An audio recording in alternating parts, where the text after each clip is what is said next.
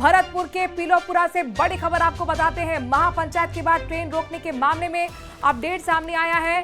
Train रोकने और engine को नुकसान पहुंचाने वालों पर केस दर्ज किया गया है। बयाना सदर थाने में केस दर्ज करवाया गया है। रेलवे एक्ट और सार्वजनिक संपत्ति को नुकसान के तहत केस दर्ज किया गया है। आरपीएफ अधिकारी का बयान भी सामने आया। अधिकारी का कहना है कि हमारे पास 200 से ज्यादा वीडियो हैं, तो जाहिर तौर पर एक सबूत का काम भी करेंगे। तो बड़ी खबर आपको बता रहे, कल आपने देखा किस तरह से 1.5 से 2 घंटे में वहां पर अफरा तफरी मची रही, हंगामा होता रहा।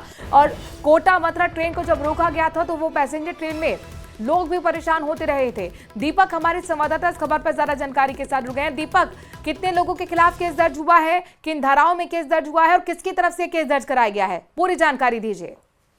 देखिए, ये रेलवे के अधिकारियों द्वारा सदर जो थाना है बयाना का, वहां पर ये मामला दर्ज कराया गया है। अज्ञात लोगों के खिलाफ ये रेलवे संपत्ति को नुकसान पहुंचाने और इंजन को तोड़ने के साथ ही जो वहां पर रेलवे को क्षतिग्रस्त किया गया था, रेलवे की संपत्ति को नुकसान पहुंचाया गया था, उसमें कई तो रेलवे एक्ट की धाराएं हैं और कई जो बीएनएस की धाराएं हैं उनके तहत किया गया। उसके साथ ही सार्वजनिक संपत्ति का नुकसान पहुंचाने के निवारण के अधिनियम के तहत मामला दर्ज कराया गया है और ये अज्ञात लोगों के खिलाफ मामला दर्ज कराया गया है। इसमें बताया गया है कि जो रीट अभ्यर्थी थे वो ट्रेन के इंजन पर अनाधिकृत रूप से चढ़ गए थे और रेलवे पटरी को उन्होंने क्षतिग्रस्त कर दिया था, जिससे कि रेलवे संपत्ति को नुकसान पहुंचा और उसके मामले में ये पूरा मामला दर्ज कराया गया, जिसमें बयाना जो सदर थाना पुलिस है वो पूरे मामले की जांच करेगी। रेलवे के अधिकारियों का कहना है कि ये जो पूरा घटनाक्रम था, जिसके हमारे पास वीडियो है, 200 से अधिक वीडियो उन्होंने बताए हैं,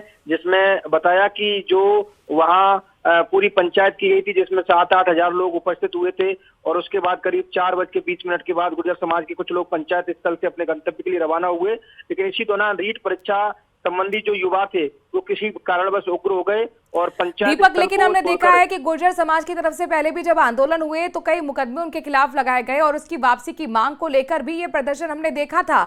और जो ये 7 सूत्रीय ड्राफ्ट था उसमें ये बात कहीं ना कहीं मानी गई थी कि हम इस पर सहमति बनाएंगे।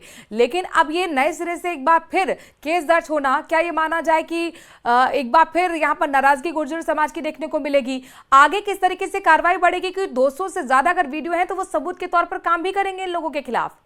देखिए, बिल्कुल रेलवे के अधिकारियों का इसमें यही कहना है कि जो वीडियो है उसमें चिन्हित किया जा रहा है लोगों को और उनका नाम और पता निकाल करके फिर आगे की जो कार्रवाई है वो पुलिस द्वारा की जाएगी। लेकिन सबसे बड़ा सवाल यहाँ ये खड़ा होता है कि जिस रीट अभ्यर्थियों द्वारा, जो 233 रीट अभ्यर्थी थे, उनके द्वारा प्रोटेस्ट किया जा रहा था अपनी नियुक्ति को लेकर के, लेकिन अब जब रेलवे की संपत्ति को नुकसान पहुंचाना और रेलवे की पटरी के साथ तोड़फोड़ करना, उसके तहत इनके मामला दर्ज किया गया है गंभीर धाराओं में, तो अब कैसे इनका जो आगे की जो नियुक्ति है वो की जाएगी, ये सबसे बड़ा सवाल है। क्योंकि इसमें स्पष्ट रूप से एफआईआर में उल्लेख किया गया है कि जो रीट अभ्यर्थी थे वो उग्र हो गए और वो वहां पर पहुंचे रेलवे की पटरी पर, वहां उन्होंने तोड़फोड़ शुरू कर दी और करीब 1.5 से 2 घंटा तक काफी समझाइश कर बाद में उनको हटाया गया। रेलवे कर्मचारियों द्वारा ट्रैक को चेक करने के बाद उसके बाद ट्रेनों को रवाना किया गया। इस दौरान जो पैसेंजर ट्रेन थी 54-794 जो सवाई माधोपुर मथुरा पैसेंजर ट्रेन थी, वो वहां पर काफी देर तक रुकी रही, जिससे यात्रियों को भी परेशानी हुई,